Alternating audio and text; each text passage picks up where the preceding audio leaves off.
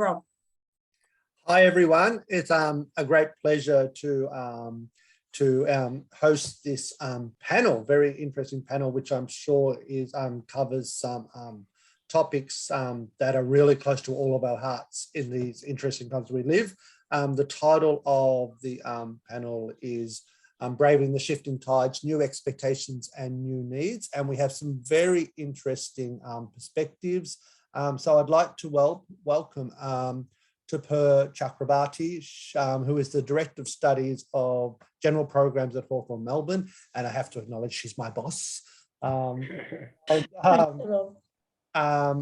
welcome Cherry Allington Keung. I hope I pronounced that correctly, Cherry. Cherry is the National Welfare Officer of the Council of International Australia. So International Students Australia. Is that right, Cherry? Yes, nice to meet you. Nice to meet you, Cherry. And welcome Fiona Taylor. Fiona is an ELICOS teacher from the University of Western Australia. Hi, Fiona. Hi, hello. Hi, everyone. And lastly, but not least, welcome to Teo Tomazetti, who is the CEO of To Stay Accommodation. Hello, everyone. Hi. So some very interesting perspectives from various aspects of our sector, the ELICOS sector. So we have lots of interesting questions. The questions with so many questions, we'll need to be quite tight. So we have about 5 minutes for each question, and which I'll direct to our panel members. If you in the audience have a question, please don't hesitate to put it in the Q&A tab at the bottom of your screen, and we'll try to make some time at the end, about 5 minutes, to go through those questions. As I said, we do live in interesting times. So I'd like to direct my first question to Cherry and Teo. And the first question is maybe, Teo, if you don't mind kicking off. The first question is, have student expectations changed compared to what they were before the pandemic? And if so, how have they changed from your perspective? Oh, it definitely has changed.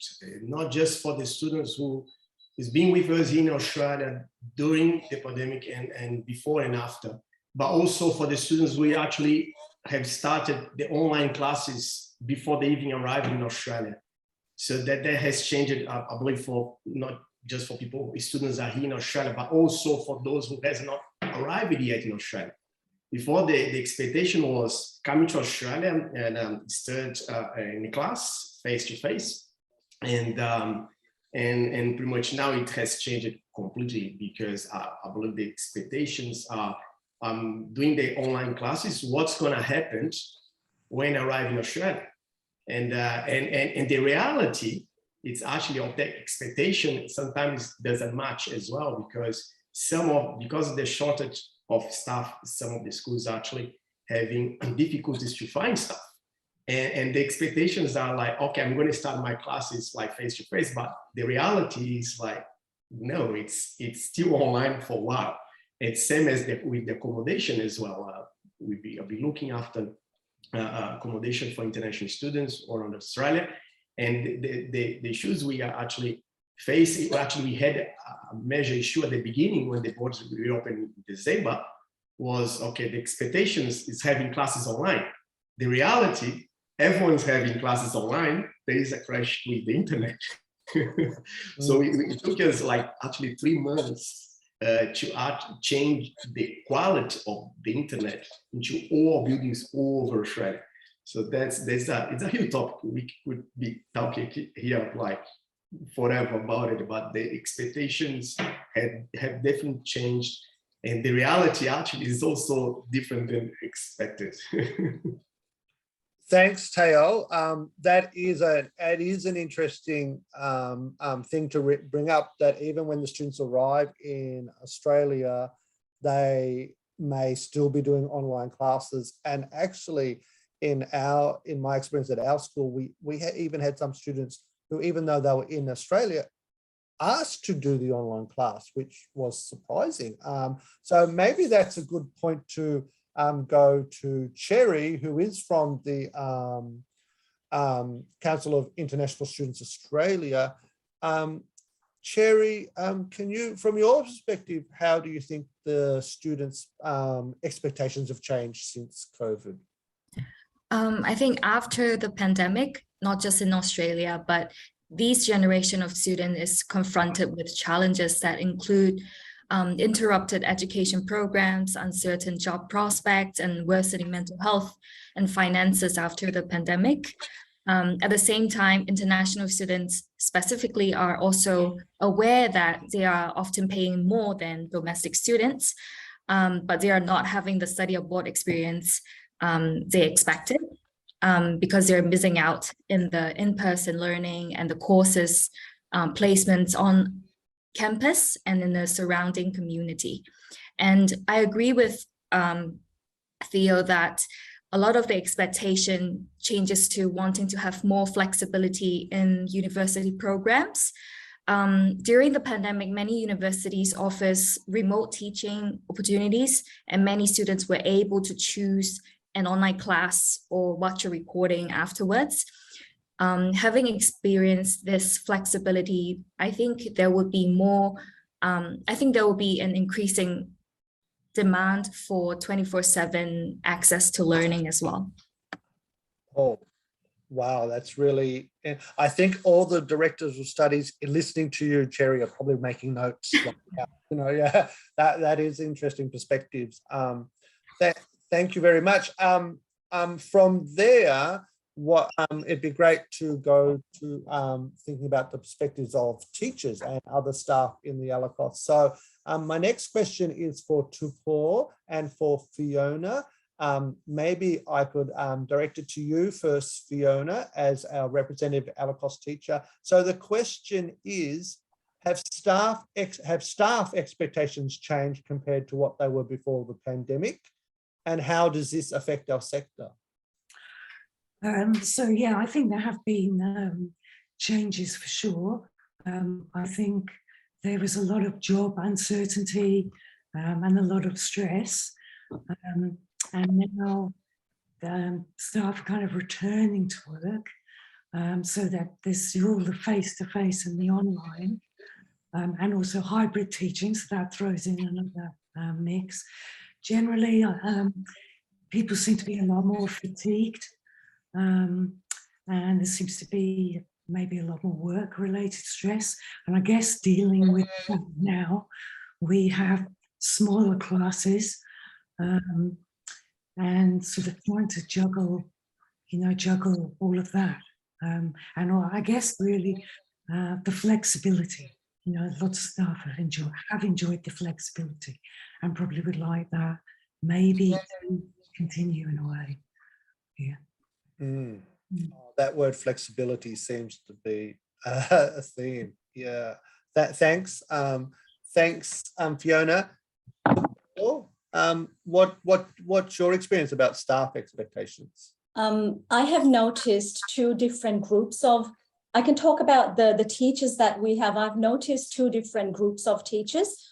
One group, the teachers continued throughout online delivery. So they worked, so they had quite a lot of training, exposure to online teaching, how to manage the different platforms. And then there was another group of teachers who didn't do much work because, of course, work was limited. But now, because the students are back, so they are returning to the workplace, and just looking at the difference in their knowledge or competency related to tech, that is massive.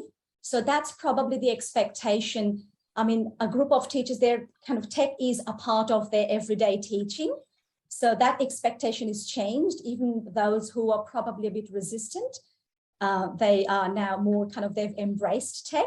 And then the returning teachers, they missed out on the training. So now it's for them a completely different experience, kind of coming in and having to learn all this tech and managing it well in the classroom. So I would say that's how the expectation is different. And how it affects the sector, I think we can't assume that everyone who comes back to the classroom, to the face-to-face classroom, is tech savvy. We still have to think about providing training, providing professional development, supporting with tech, so that they can do their job well. So that's one thing, other than flexibility, of course. So yeah, that was the first thing that I was going to talk about.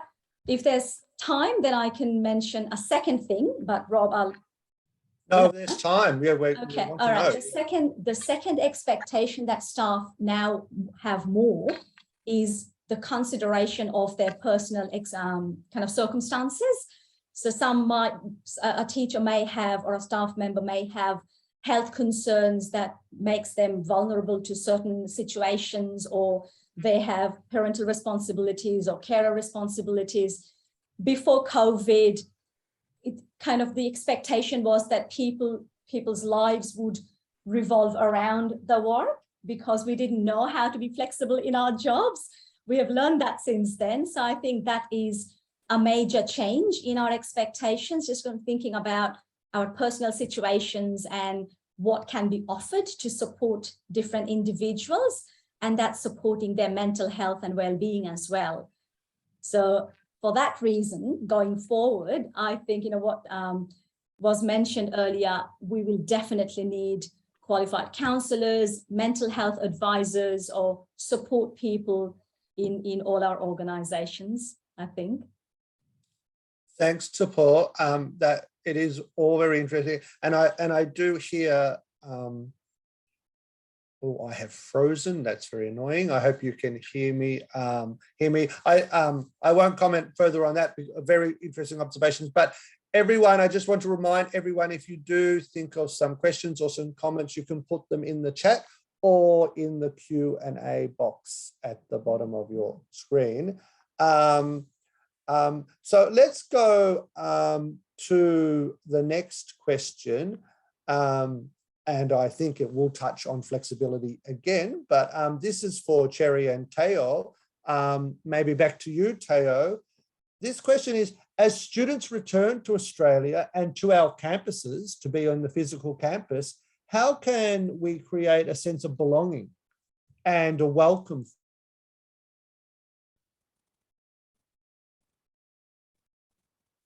Oh, Teo, you need to unmute.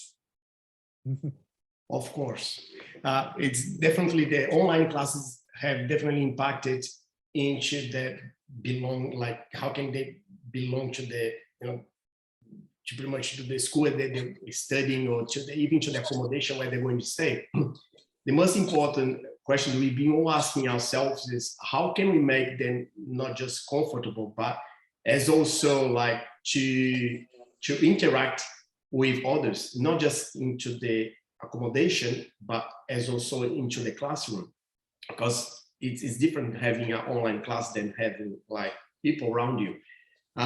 Within the accommodation sector, we've been trying to push more activities within the students. We're getting more in touch with them. Trying to be there more and talk, observing them as well, which we never, like pretty much we didn't. I remember never talking about these kind of topics like on an agenda, like how is your students at your property, how to the building managers, like how is like those topics we never had before in our agenda, and now we have. And we need to, we start observing the students in a different way, which before we only pretty much act based on an issue, like if someone's crying or someone it's pretty much being pretty much going to have an accident or need to go to the hospital. But now if someone it's been said, is inside of the room without going out, it's being more observed. We actually try to go there and try to interact more with the students. So that's what we are trying to empower the students and to create these activities, so then we can get students more have this kind of environment with the students to become more friends with the students. And I believe that's important as well. have the same when they go, not often, but sometimes they might be going to the schools like once a week. So it's important to have this interaction more with the students. So that's what we learn post-COVID. Thanks, Teo. Teo, maybe I can turn to you, Cherry. What's your sense of what the students would like in terms of being welcomed back to campus? I think that's a really good question, because the emphasis on fostering international student success should be through increasing students' sense of belonging. Within a university context, sense of belonging is important because many international students are often inclined to feel isolated or invisible. All of this can influence student success and their persistence in continue their journey in Australia.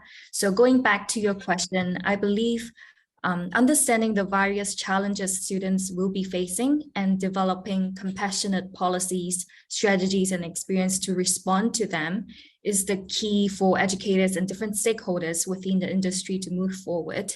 And also by the start of next year, when the pandemic slowly eases, there will be more students anticipating to study abroad.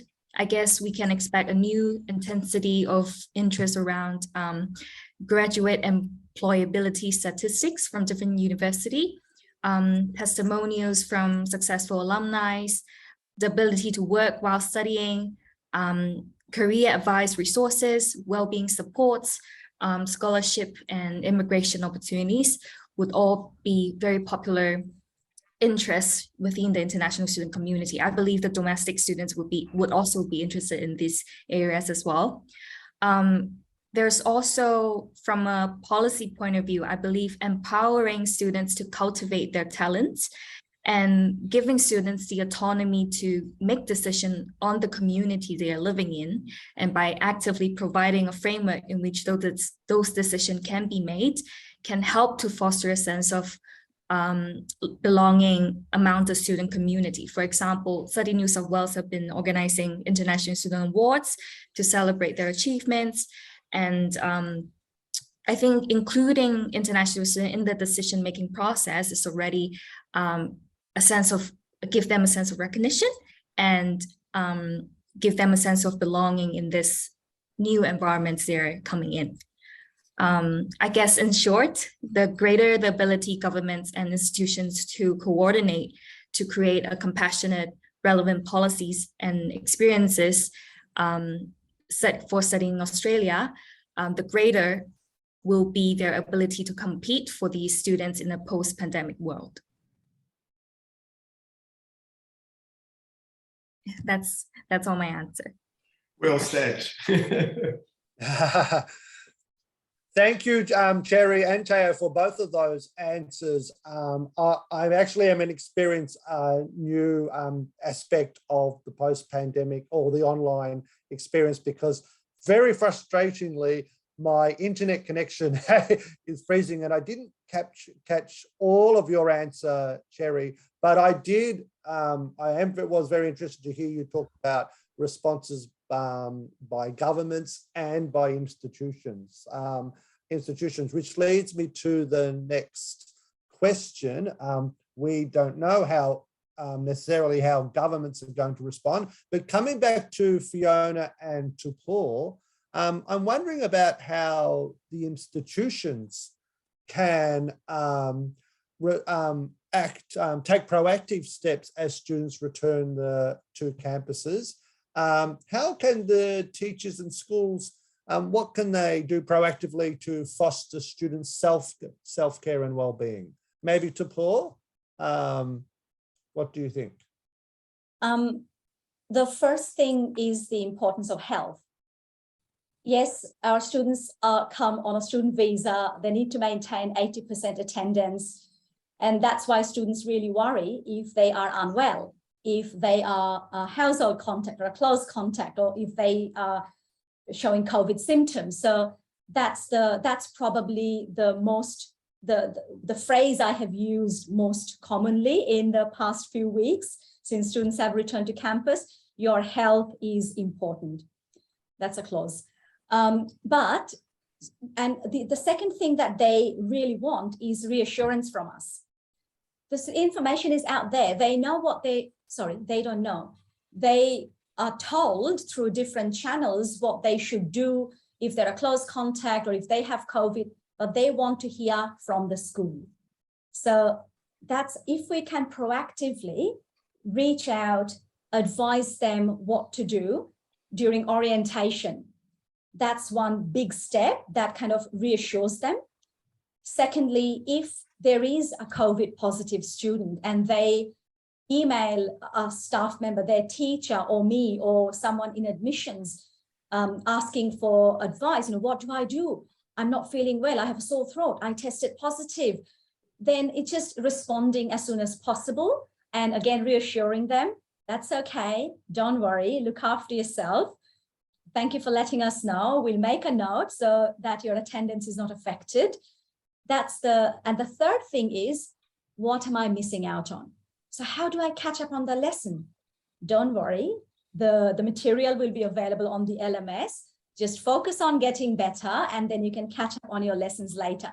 So I think when self-care and well-being comes, it comes to self-care and well-being, it's more about that reassurance that if you are feeling well physically and mentally, the rest will fall into its place eventually. So don't worry about it. And I think that's the message we can probably all give to our students.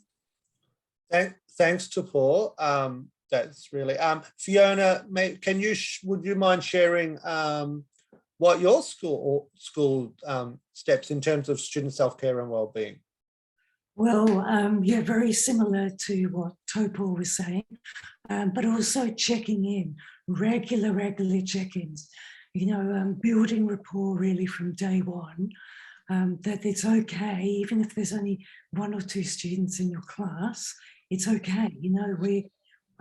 We're all sort of coming out of the pandemic, we're coming back to face-to-face, but definitely check-ins. And as a teacher, it can be really informal, it can be online, going around every single person, because they like that individual attention, and also face to face, how are you going? Oh, you're working, but always checking in and making sure that they have some social activities or some social life, or putting them in touch with other nationalities or whatever. I think it's really, really important. And yeah, more catch-ups. But yeah, slowly as everyone comes back to, school or campus, we're gradually going to be bringing back, more of the staff that we had pre-pandemic, so the advisor, student activity person. So yeah, slowly that will come back. But yeah, at the moment it's about really building rapport, making the students feel happy, safe, finding out what their real needs are, and that we can help them in this sort of, I don't know what you call it, like where we are at the moment, coming out of the pandemic. Yeah. I agree, Fiona. And I really like how the idea of checking in with students, which maybe is related to what, if I hope I heard you correctly, Cherry, about that, not only listening, but also recognizing the students, recognizing where they're at. And maybe that also relate to Teo, what Teo, I think what you're telling us about how since the pandemic, your organization is paying more attention to that's interesting. And well, I have another question, and I think we all touched on it, but maybe you can add some more. Teo, in your opinion, what are the areas that have become the center of attention in the post-pandemic world in the ELICOS sector in relation to mental health and well-being? Do you think there's some new areas or something we focus on more in terms of mental health and well-being?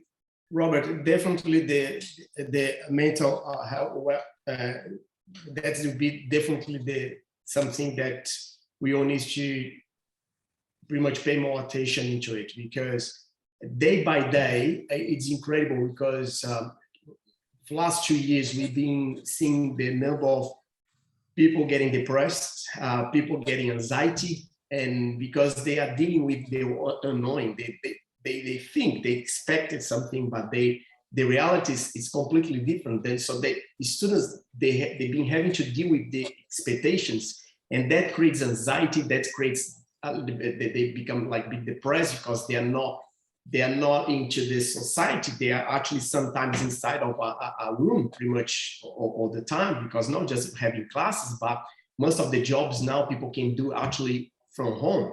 So we had many students actually be able to work now 40 hours, which is great, but at the same time doing the work at home inside of the room. And we see often students pretty much whole day, literally whole day inside of the room. And so that affects the way they eat, the way they communicate with the world, with everyone, the colleagues. It affects the whole thing. I believe that it's, as Fiona has mentioned, yes, you getting back slowly, but there are things that are never going to go back the way it was before. The technology is there, which is great. Schools, they're doing an amazing job when implementing these online classes, which is amazing. And I believe they should keep doing that. Of course, in percentage, it's not 100%. And I believe, but that's, yeah, for the next a few months or even maybe a few years, that would be the attention now, the health. Mental health would be something like we really need to look at it. As I was mentioning, asking you before we started, universities, they do have the welfare department, but English schools, they don't actually have to have. Of course, they try to the best to help students, but everything's new for everyone. Even into our organization, everything is new. We've been having to pay attention to things that before we have not been trained to. So yes, maybe something that is to think about it, like, do our staff needs to get trained to observe the students and act on it? Because sometimes, because we don't act on it on time, that it's escalated to a point that might be too late. So I believe, yeah, that's the point we should be getting attention to. Yeah. Oh, thanks, Taylor. Well, that's several points, I think, but certainly training is one important point. I'd really love this point to share her perspective. Cherry, do you want to share your screen? Yeah, that would be great. Are you able to do it? Do you have a share? Have we made you? Let me try. Were you able to see my screen?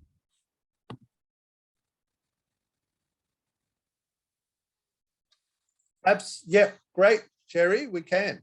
Yeah, so answering your questions, I believe the pandemic has pushed many underlying problems that has always been here over the tipping points. And like from the news and from research evidence, we can see that the community did not have the ability to cope with these changes. I think the way that we need to protect our students' well-being should be through policy changes. I think OSHC has been doing a good job this year in improving their health policy and increasing the mental health benefits for international students. CISA has been working with Department of Health to push forward more mental health specific benefits for international students as a whole.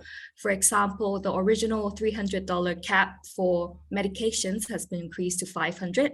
I still believe there could be a greater extent in increasing the medication cap, but by acknowledging international students' challenges and their financial burdens, and by pushing forward policies that take care of their mental well-being, I think this is very important for education institutions to follow as well. Another thing is we can collaborate with different industry stakeholders who has already been in the well-being space to push forward programs that help students' well-being. For example, Study New South Wales have been collaborating with me to push forward mental health support, virtual mental health support for international students. A lot of these original supports are only for domestic students. So if education institution can collaborate with this industry stakeholders to make their services available to international students as well, that would be a great help to international students community as a whole.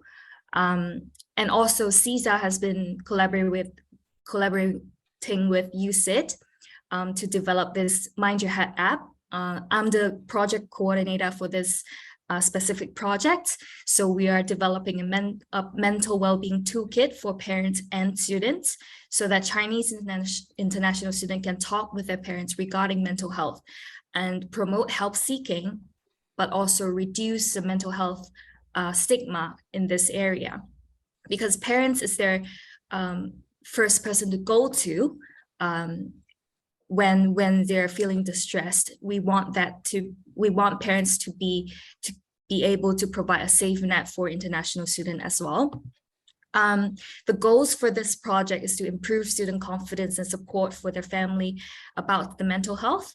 And just like I said, Chinese international students, maybe because of their cultural background, they might not be willing to talk about these things. Maybe other education institution can also develop similar projects like this for different key international student groups, students from India, students from Malaysia. This would include students' sense of well-being and sense of belonging to their educational institution as well. So if any one of you wanted to join us or participate in this program, feel free to scan the QR code because we'll be launching the research in August, and the app development will continue to next year. Wow, thank you, Cherry. Cherry, I have two questions. Yep. Is an easy question. Would you mind sharing that PowerPoint with us? Is that okay? Oh, I don't mind. Yeah, And a second really interesting question, and I was totally not aware. As we know, Australian citizens through a GP referral are eligible for a certain amount of psychologist or counselling appointments. But I noticed on your PowerPoint, has that increased for international students? Are they, or is it like I noticed that there was for mental, one of the slides mentioned about the money allocation for international students, which I wasn't aware of. Yeah, I think you have asked a very good question. For international students, we need to have a mental health safety plan to receive support from specialists, and the government has increased our psychologist sessions with the 10 additional COVID sessions. However, it's still not enough because during the pandemic, a lot of international students face struggles, not just from they need to adapt to the new education environment, but also their health issues. So just the additional 10 sessions wouldn't be enough. And education institutions should increase their counseling service to international students as well. For University of Sydney, I'm a University of Sydney student. We only have 6 sessions for the whole year. It's totally not enough. So if university can push more fundings toward this area, international students will be very thankful, and they're more willing to give back to the community as well because of what you have helped us in these difficult times. All right, thanks, Cherry. That is an interesting point of conversation. I personally find it very interesting. We're running to the end of our session, but some people did ask some very interesting questions through the Q&A. So if anyone in the audience has any questions they would like to ask our panel members, we still have a few minutes. Please feel welcome to type it into the Q&A, and the Q&A would be best. I already have some really interesting questions, so maybe I'll put it to all of the panel members. Thank you, David, David has asked a very interesting question that a lot of teachers, I think about and talk about. And feel free, anyone, to jump in, maybe Tapora and Fiona as people from the more educational side. The question is, I'm intrigued by the issue of online interaction or participation and belonging. Some institutions have a policy of mandatory cameras on to encourage participation, and some do not, often resulting in low student participation.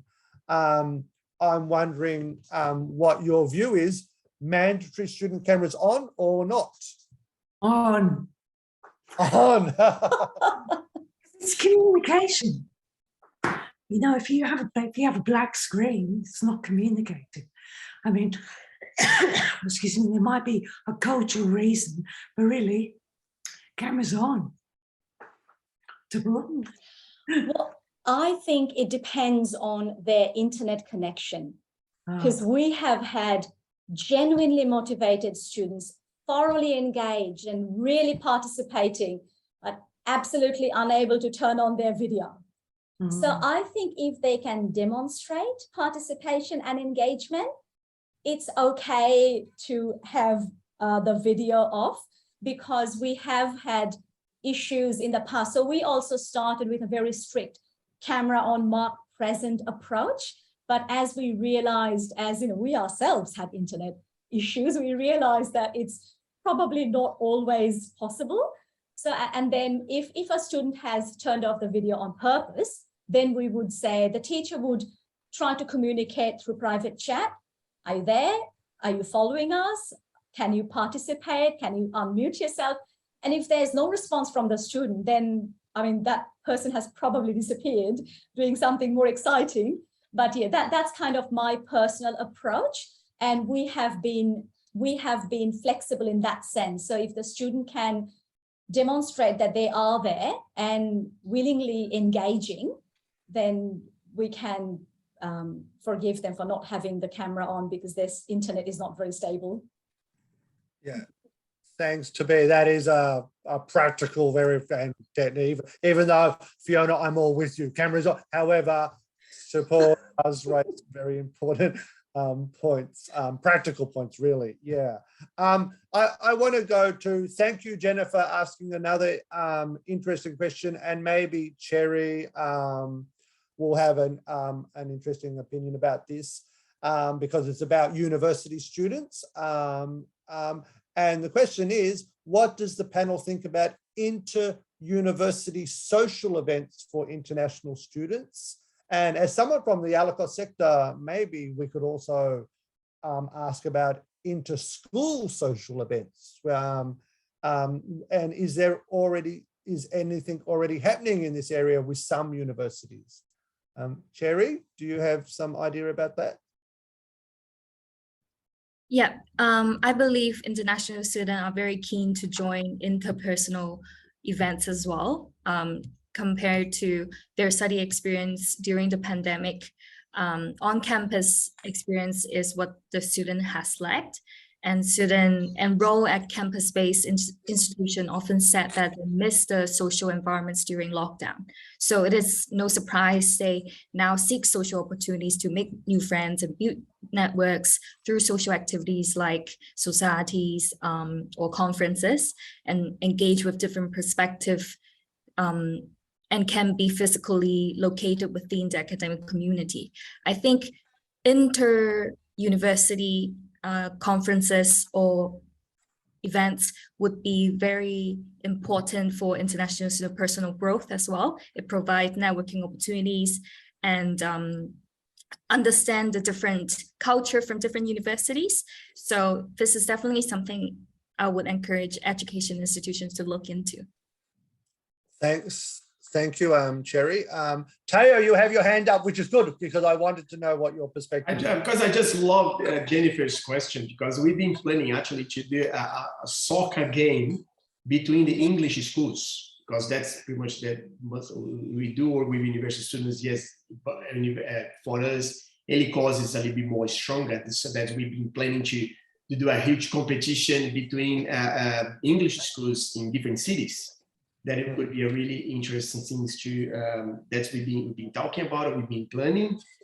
We just say we realize we need a little bit more time on it. That's what we don't have by having shortage of staff. I believe everyone's facing the same issue. But yes, Jennifer, you're completely right. That's something that we've been planning as an accommodation provider, and I can't wait to actually get it done. Wow, that would be a great initiative. Are you planning, has your thoughts gone as far as any particular city to start it off, Teo, or there yet? Sydney. Sydney. Yeah. Start in Sydney, but then come to Perth and Melbourne and Brisbane too. Definitely, we have to do that. It's just like when we start putting things together, it's actually a lot of work. We would have to get someone actually full-time on it. We will get there. It's just we need a little bit more time. Oh yes, the idea would be to start from Sydney and multiply to the other cities we've been operating with: Melbourne, Gold Coast, Brisbane, and Perth. Yeah. From the chat, Teo, I can see that is a very popular idea. Yeah.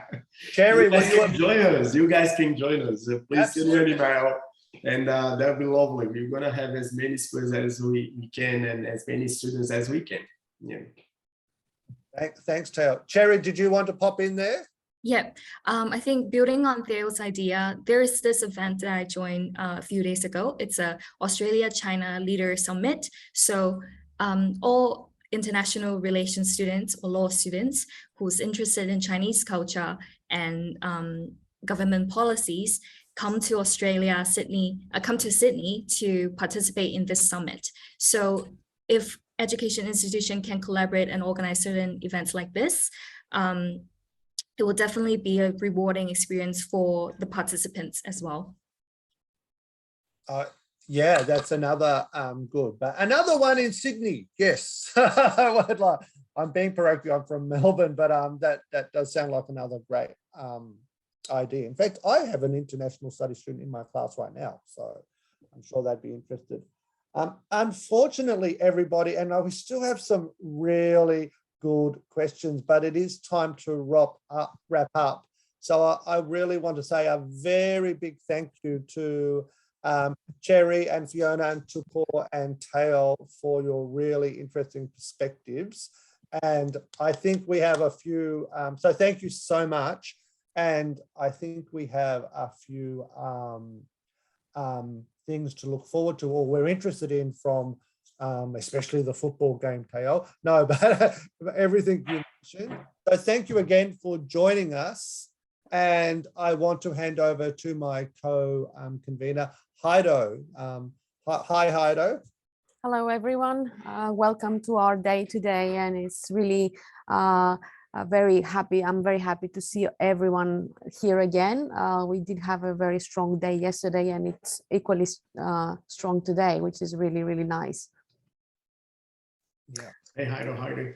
Hi, Tayo. Hi, everyone. Thank you for joining the panel. We really enjoyed your feedback and the information you have shared with us. Really exciting things are happening. So yeah, thank you so much. It's really